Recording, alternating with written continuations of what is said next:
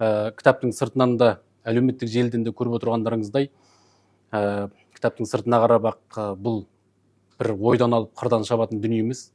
Осында тұрған әрбіріңіздің бастарыңыздан өткен, болмаса осы топырақта кіндік қаны тамған азаматтар болса құлағына сіңген әңгіме. Сондықтан кітап туралы артынан сәл кейінірек тоқталармыз. Жалпы енді бұл тақырып бұған дейін де қозғалып жүрген тақырып қой.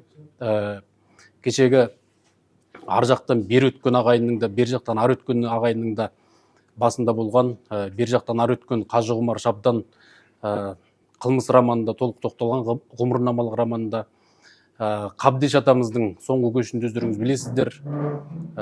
Тіпті қазақтың топырағына соқпай, сонау Қытайдан Европаға, Түркияға аттанған Қаралы көш романды өздеріңіз білесіздер.